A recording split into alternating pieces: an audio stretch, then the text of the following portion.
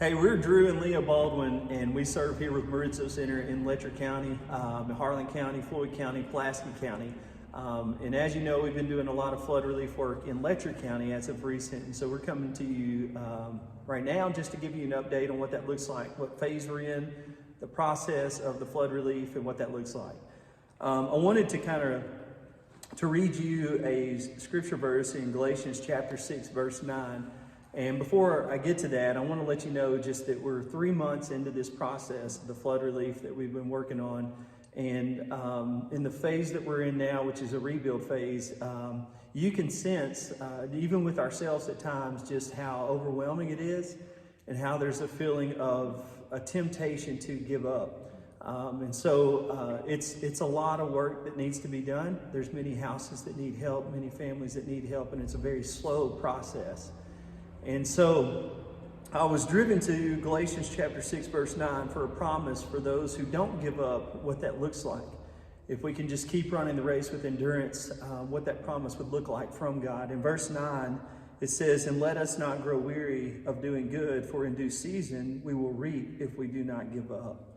And so I'm reminded by that right now for the season for us is that do not grow weary in doing good because there is a reward for that will come on God's timing. And so to continue to labor for his kingdom's sake, and for us right now specifically, that's in the context of flood relief and helping the people of our county. We are fully committed to continue to help Letcher County in the rebuild process to try and see its way to the end. And what we felt like initially would be a 2-year process seems to be like it's going to be much longer than that. Where as you do gut outs, it's 1 or 2 days it takes to do a gut out and move from one house to the next. Well, now we can send 4 or 5 teams for 2 months to the same house, and that's just one house among 3,000 houses that need to be repaired or fixed. How you can help us, I wanted to let Leah share with us just on what it looks like right now for us inside the houses, the projects that need to be done, and that kind of thing. So, Leah?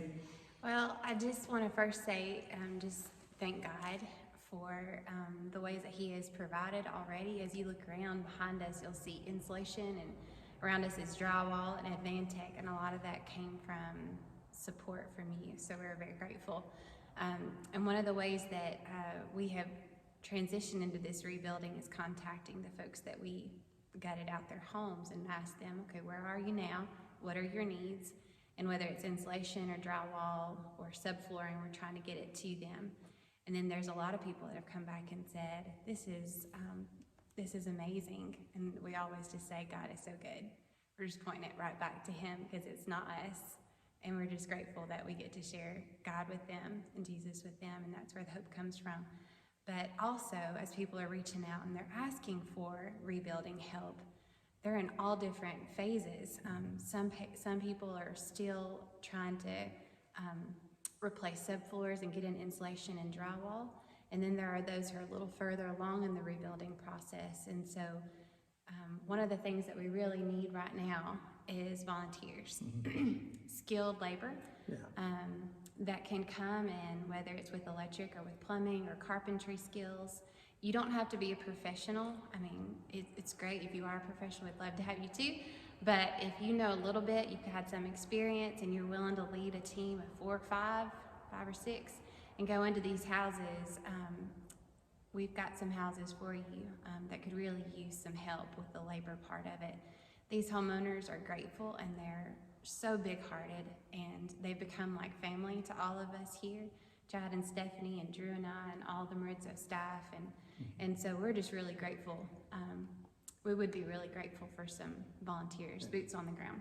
So the biggest need that we have right now, if you ask us that, and we have gotten that question, and be able to answer it by way of this video, is that we need volunteers.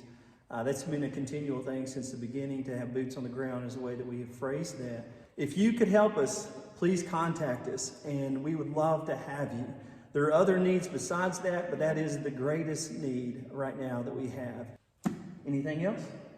One final word from a homeowner that I had talked to in Neon this week. She had said, the Lord will restore. And I feel like that's the hope that we are all resting on right now. Yes.